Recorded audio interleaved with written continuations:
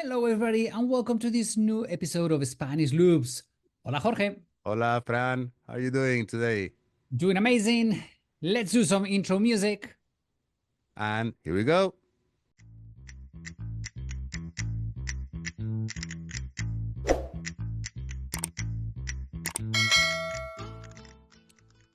Hello, everybody, and welcome to this new episode of Spanish Loops. Today, we're happy because we're going to be talking about one of these things that when we go to visit Spanish palaces or any palace, we kind of overrun them, we don't see them, which are the tapestries. Tapestries, today we see them as decorative, but back then they were decorative, but more than just that. They were also Back to warm when? up. Back when, Francisco? Back when? We're talking Isabella and Ferdinand. I mean, we're talking 1400s. Yeah. Okay. So, I mean, I'll, we I'll, know I'll that buy it. I'll buy that. the thing is that we know that in Spain we do have tapestries before Spain was Spain in the different kingdoms. We do have a tradition of tapestries, but the important thing starts with Isabella and Ferdinand, the Catholic monarchs. Right? So, Jorge, illustrate us Oh, about wow. tapestry. It's on you today. Well, thank you for your trust, Francisco. I trust you 100%. Yeah, right. Okay. Well, we have in Madrid, we have a hidden gem, which is called the Royal Tapestry Factory. We'll talk Okay. about that later on. We have to talk a lot before to get to that point. So, as you well said, let's go back to the times of Isabel and Ferdinand. We're talking about the second half of the 1400s, Mhm. 15th century. So, what happens is that in those days, when they married, it became a very, very big empire. Castilla and Aragon both together. We know that marriages at the time was convenience marriages just to enlarge their power and their possessions, blah blah. Also, getting taxes, that was very important. And well, um, after the conquering of the last bastion of the Iberian Peninsula, the Kingdom of Granada, they had several royal palaces around in Spain. Call it ostentatious if you want to call it, however you want to call it. But in those days, Spain did not have a court city. So Mhm. they had a royal palace wherever they needed to go. If they wanted to go to Sevilla, they had the Alcázar. If they wanted to go to Córdoba, exactly the same. If they wanted to go to Jerez de la Frontera, they built another royal palace. They had Segovia. the Alcázar here in Madrid. They had another one in Barcelona. They had several all over the Spanish territory or Castilian territory, I better say. Today, I think they remain only like about 7 or 8. I'm not sure about how many are they still standing up. So what happened when they married and Fernando was part of a thing? Isabel discovered that in Flanders, which was part of the crown of Aragon at the time, they had an excellent technique and beautiful manufacturing of tapestry in huge, enormous mammoth sizes. So that was a very good thing to represent historical moments of the history of Castilla at the time, or any other, let's say, a battle or a moment of an agreement, and also isolate the palaces because nowadays we get home, we turn the aircon if it's summer, or we turn the heating if it's winter, and that's it. But in those days, no, it used to Oh my be God.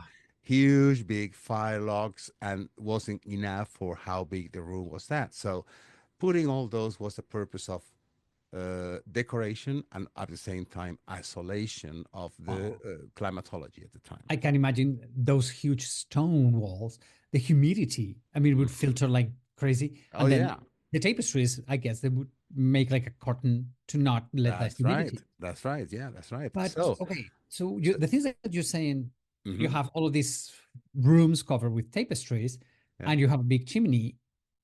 That doesn't sound like a very good idea. I mean, I bet some of these palaces got burned due to the tapestries, started Well, on fire. some things happen now and then. Some of those happenings happened maybe in purpose. We don't know because there is a mystery involving what today is the Royal Palace, the previous one, in between the previous and the actual Royal Palace. We're talking about early 1700s, but that's another story, maybe for another podcast. But anyway, yes, you're right. It's not a good idea, but it was the only way at the time. Okay, Okay. and also don't forget that the kitchens used to be in the cellars of the Palaces. grounds where the palaces were. So in a way, it was a kind of another type of heating. Okay. Okay, but anyway, Isabel discovered that they were beautiful. They were absolutely magnificent, and she ordered loads of them for all the places. And then, the Habsburgs just got into the crown. The grandson of the Catholic monarchs, Charles the First of Spain and Fifth of Germany, the same person. Okay, two titles, Mhm. the big emperor. His son, Philip the Second, blah blah. The last one, Charles the Second, didn't have any descendant. We're So talking in the year 1700. 1700, right? Okay. Precisely round number, 1700. Okay, when he Okay. passed away, and the Habsburgs was claiming the crown. They were claiming the crown, and also the French, because there were some French lineage also attached. The Bourbons with the Habsburgs. Anyway, it was a war. It was our war of succession. Finally, there was a treaty signed in the year 1713 in the city of Utrecht, part of Flanders at the time. Okay. Okay. And Spain lost several territories. One of them was Gibraltar, another one was Menorca, one of the Balearic Islands today. Menorca wasn't very strategically well located. Gibraltar was. That was a big loss Yeah. that we And still reclaim, but well, the Brits don't give it to us. no, but and this is my very personal opinion. I think they are totally entitled to keep them forever because the Bourbons they signed an agreement, and the dynasty that was going to rule the country and still being our monarchs, they are Bourbons, although they don't have any power now, but they are the Bourbons. They signed the agreement giving the territory of Gibraltar to the British, to the United Kingdom in perpetuity. So I'm sorry, guys out there, if you It's don't not agree with ours. me, it's my personal opinion. Please respect it, and the agreement is there. And To me, I agree uh, with you on this. Anyway, I have a special love for Gibraltar. Anyhow, anyway, so what happened? The Bourbons came to the power, and it was precisely in 1720, and thanks to the first Bourbon king, Philip V, that wanted Spain to have its own version of the prestigious royal workshops after they stopped importing the Flemish tapestries, following what I said, the Treaty of Utrecht. Okay, the factory that was settled in Madrid, not in the same location where it's now. Okay, it was in a different place. Began under the leadership of Jacob van der Gotten. It was a Flemish master weaver and was in what today is called the Gate of Santa Barbara. That's why the Royal Tapestry today is called the Royal Tapestry of Santa Barbara. I had no Although, idea about that one. yeah, so that's why, they kept the name, although they changed the location, but they kept Okay. the name because the quality of all those tapestries that they did was so good, so even better than the original one. We were better than the ones from the Netherlands. That they started to flourish a magnificent business coming from Spain. So what happened? Those Flemish artisans they came over to um, teach our people, and Okay. they really developed the technique really, really well. Well, well, obviously they followed the Flemish style, but everything changed when Ferdinand VI, his son, took the reins. The factory started to flourish, attracting big name artists who designed different things like mythological, also historical as well, and even quirky everyday scenes for his tapestries.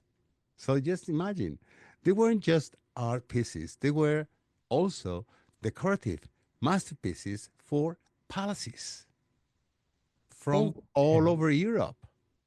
So is this the moment when we have the big painters in the Spanish court, like Goya, for example, working? Because mm, when we talk about Goya, we say that Yes. he started his career in Madrid at the Hmm. Royal Tapestry Factory. That's right. That's right.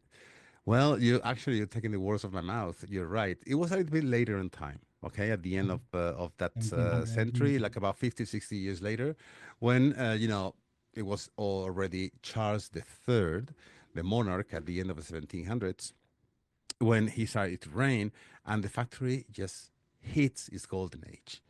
There was somebody called Anton Raphael Mengs. That's a very important name, Mengs, to remember. A top royal painter, and some other talents like who? Francisco de Goya. Francisco de Okay, Goya. yeah, that's right. The tapestries reached the new heights. Goya, in particular, left his mark, blending early styles with his own genius. We have also some Goya's podcast, and also in our YouTube channel as well. We have some Goya's works if you want to look or listen to them. Goya's works here set the tone for the factory style for years to come. Okay, and it really changed. It was before and after when Goya started working there. So he developed so many cartons that it was just the central, I would say, working for all the artisans that they were in there.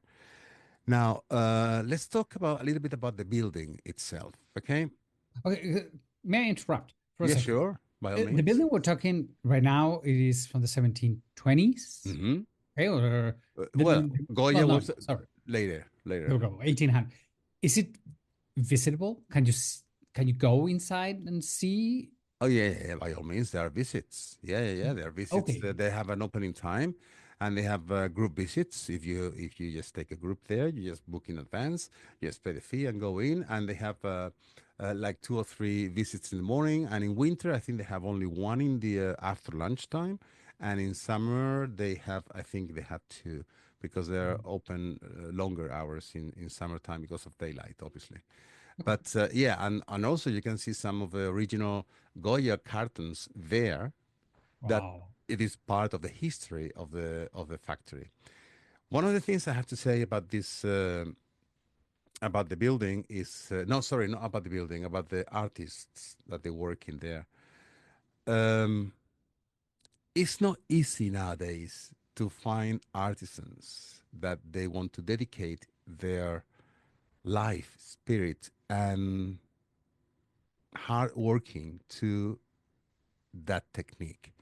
In fact, it was compulsory up until not so long ago that people who were working in that place, their place was inherited from either their father or their mother.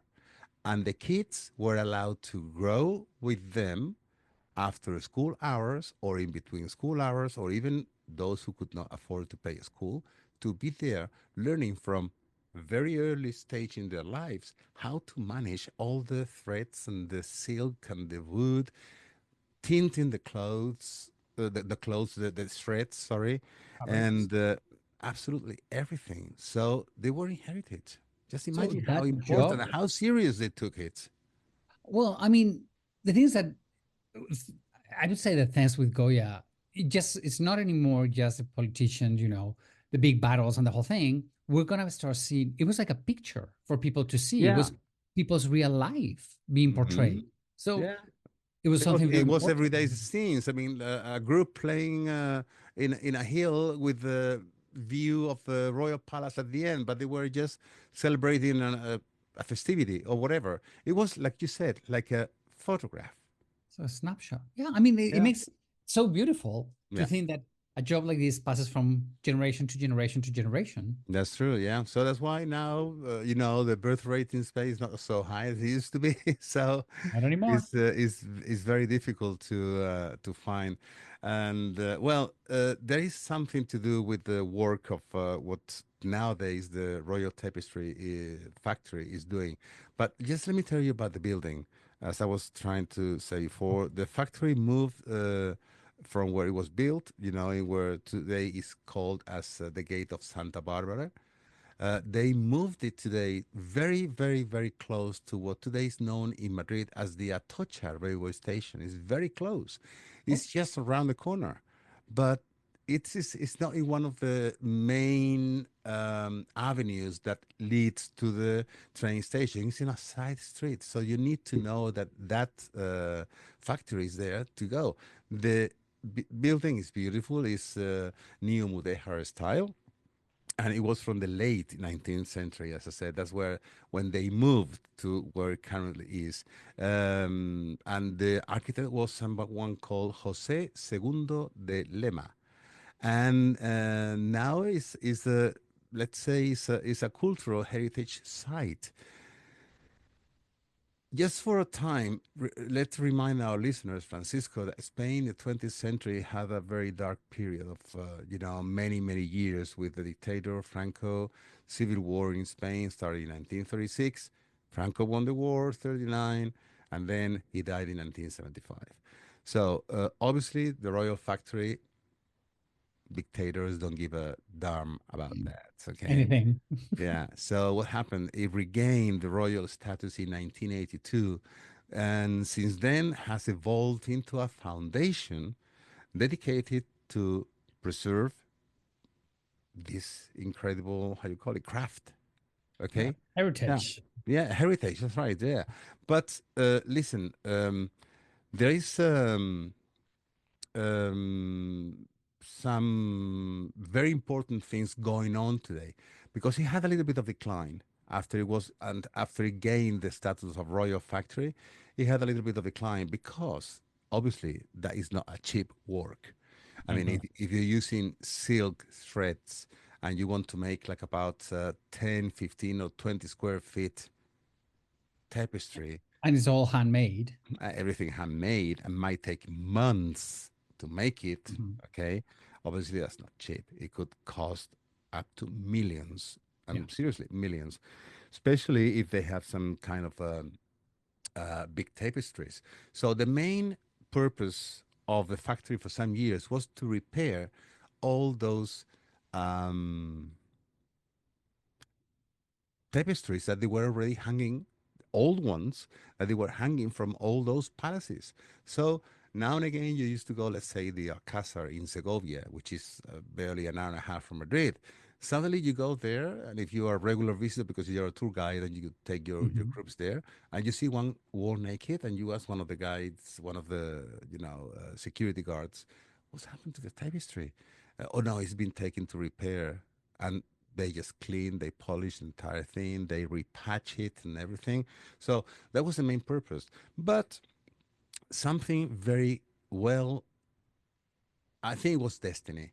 It was um, it was a like a modern project that just walked through the door by itself, which is a massive 21 square meter. 21 square meters is 2,100 square feet. Tapestry that has been ordered depicting the massacre of Sabra and Shatila. That is a very sad event that happened in Lebanon in 1982. Okay, but they're working right now on that. And another thing, because 1982. 1982, yeah, that happened in Lebanon. Yeah, that was a massacre that, many diseases happen to, that part of the world is always a little bit, controversial Complicated. regarding and complicated regarding politics and geopolitical things. But just because of that order, a new order came in, and that was like about a collection of more than 30 tapestries that disappeared in World War II, guess where from? Well, the Nazis, probably. Germany. That's right. Okay. Yep. Germany. So the German government, they have files and photographs in color or colorized, I better said, about the tapestries, and they have ordered that collection to the factory. So the factory, the Royal Factory now, besides their work that they have in schedule, just the maintenance of all the tapestries all around all royal palaces in Spain, they are now working in this huge, big project. Wow, that's going to be it's going to take a long time because, Oh as we yeah, said, yeah, it's done the old-fashioned way by hands and silk and the whole thing. Wow. correct. Yeah. So that's cool, mind-blowing that they have all of this. But Mhm. Jorge, to Yeah. me, you just said that about tapestries in the Alcázar and Segovia, and all of these tapestries everywhere Hmm. around Spain, they are gorgeous. Okay, They are you see them, they're absolutely. like, to me, the ones that I think blows my mind, at least the ones that are more beautiful, are in the Alcázar in Sevilla. In Sevilla, right across the cathedral, you have Aha. those incredible ones, which well, have some battles, but there's one that to me I don't get because it's a map of Spain, but upside down. I mean, Gibraltar is on That's top and the right. Pyrenees are at the bottom. I'm like, where's my home? I need to turn around to see it. It's like if it's done on a mirror, but upside, it's weird, very weird. Yeah, but you're gonna feel very puzzled. You're gonna be very puzzled right now if I tell you that that is not a tapestry. Oh, No, it's what not. is it a painting? In that specific room that you're talking about, where that map of Spain upside of the Iberian Peninsula, okay, Okay, upside down, showing the Pyrenees in the bottom and the Strait of Gibraltar in the top, there are several tapestries, and all of them are not. They are called sargas. Sarga. which means They are made with spartograss, okay, but are they following the same technique of the tapestries, but they're not wood, it's not silk, it's no, it's just sargas. It's made with spartograss. That's it. okay? So okay, that's a weird one. Yeah. Well, I mean, they look so beautiful. I mean, they are, don't get me wrong, they are absolutely beautiful. And what happened is that they developed that technique, not the Royal Factory, okay? This is another, it's come from another source. But they developed that technique. And for those who don't know that fact per se, unless someone tells you, you take for granted that it is It's a a tapestry. tapestry. And of course, don't you dare to touch them to feel the difference because your They'll be hands slapped. might be chopped, okay, by one I of the mean, security guards. No, no, yeah, no. I mean, it's just not allowed to touch them, okay? Only and just for, for respect, you don't touch yeah, those that's right. That's right. all the stuff. Yeah. Oh, that's my God! I'm learning so much today. Thank you so much. I'm like No, my mind blowing. pleasure, and my pleasure to share all this not only with you but with everybody else. And I think this is a topic that is what you said at the beginning. When you go into royal palaces, I mean, you're so overwhelmed for about everything, about the wealth that you find around the pieces of porcelain, the floors. For instance, if you go here in Madrid to the Royal Palace, there is a collection of almost 300 clocks Yes. all over the palace, and also each room is a jaw-dropping moment. And one of the things that you don't realize is that the walls, they are decorated, most of them, with very important, expensive, and representative pieces of art of a part of the history of Spain, because that royal factory of tapestry of Santa Barbara, it is here, is a consequence of a war, because one of the Habsburgs did not have descendants. They started a war, succession war. The Bourbons came over, and the very first monarch of the Bourbons, Philip Was in V, France. said, I want the same tapestries in my royal palaces in Spain that I had in France. So, okay, it's a consequence of a war, but it's a beautiful legacy at the same time. And I think you're right. It's one of the things that's like, well, it's history and it's here.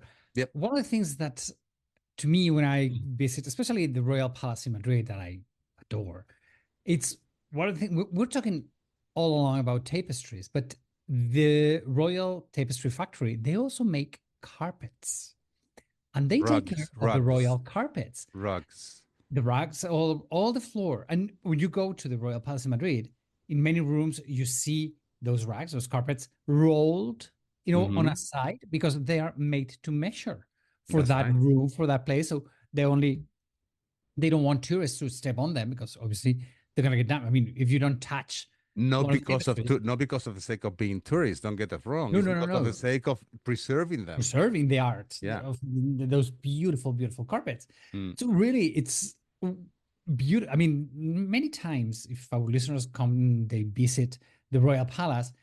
If most of the times I have half of those carpets uh, rolled, but you get to see the other half.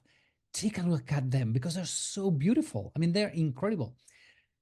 And if you're very, very, very, very wealthy, you can go to the Royal Tapestry Factory and order one made to measure to your living room. Yeah. But as you said at the beginning, Jorge, prepare money.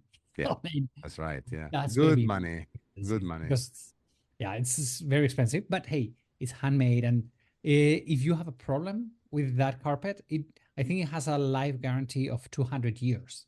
Well, I mean, for the price they charge, it should be for They should. eternity. But if you have a problem, they come to your house and they fix it in your house. Oh, So, I I mean, didn't know that. Is that right? well, I have an aunt, the wealthy aunt that I'm not going to inherit anything from her. Well, wait a minute. This is news for me. Well, she has one of these carpets. No way. She does. And she bought it like, I don't know how many years ago. And she had one problem. There was a leak in her house Yeah. and it got damaged. And they came to fix it. They came from Madrid to Pamplona to fix her rug. It was incredible. Whoa. I of course, I was like nothing. I was like 20 years, like brainless. So today I would have been like on top of them. What are you doing? What are you doing? Oh, can I see? Can I touch? Can I touch? Can I? Today would have been like, oh my god, the best thing ever. And But where is that thing now? it's in her house. The Oh, carpet is in her house, laying on the floor. You can, and you love your auntie, don't you? yeah, but trust me, I'm not gonna get anything. Nah. I'm trying to sweet talk her. I'm a sweet talker, but it's not working. It's like, nah, I'm not her Oh, favorite. it'd be great. I mean, why don't you just take a photo of that thing, or if you have one, just share it with us I in don't know if I have a picture. Let me look at it because the thing is that right now she's on holidays, and yeah.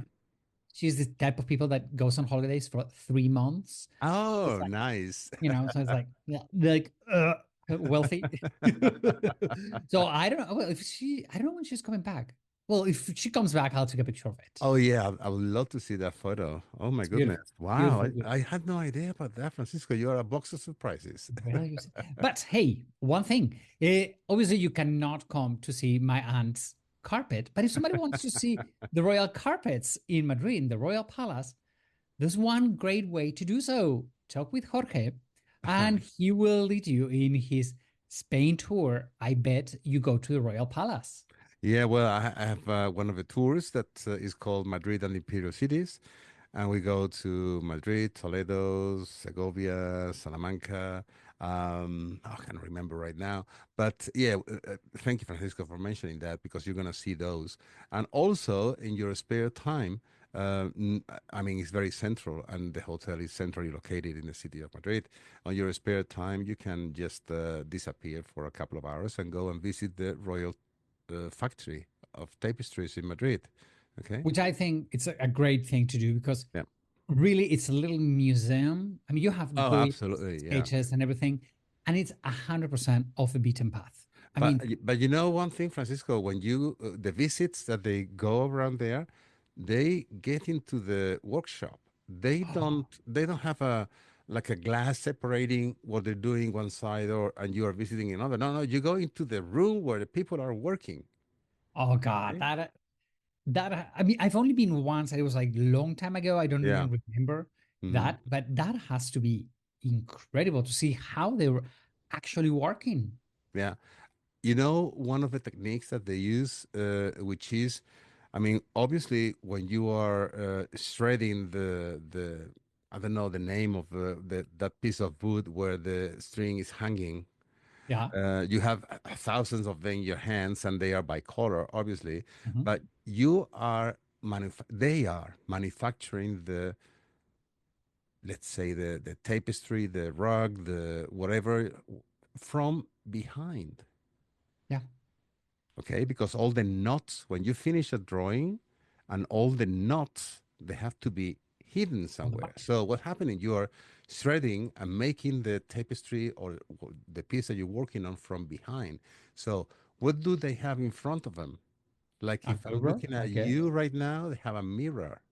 Wow. So they have to work on the, there's a kind of Canvas. there's a kind of a canvas, that's right, that Okay. is where the drawing is made, okay, by pencil, but is the reverse, is the mirror image, because Wow. you need to see the right image in the mirror that is in front of you while you are working with your hands, just like that, okay, just putting all together, and if you get wrong, you just undo the thing and then go back and do the other. It's just amazing to see how they work. Well, as we said, join Jorge in his tour. Just go for his website, travelingwithjorge.com, sorry, Mhm. travelingwithjorge.com, That's it. and you will learn everything about it. And on your spare time in this tour, I would really recommend you to go see the Royal Tapestry Factory in Thanks, Madrid. Francisco. And let's hope that your aunt comes back soon and you take a I photo and you definitely, post it in your webpage, which is travelingsteps.es. I Besides that definitely. possible photo of Francisco's aunt's tapestry made by the Royal Factory, you're going to see everything that he offers on his webpage. So, Francisco, is there anything that you want, anything else that you want to know or curious Well, about it? I am really blown away about all of this information you have shared with us about Thank you. tapestries in Spain. Thank you so much. And if you don't have anything else to add, thank you so, so much. I shall see you next week. Don't forget to subscribe, okay? And also questions that you might have, SpanishLoops@gmail.com. All right? Thank you, Chicos, Jorge. Francisco, bye bye. Adios, amigos.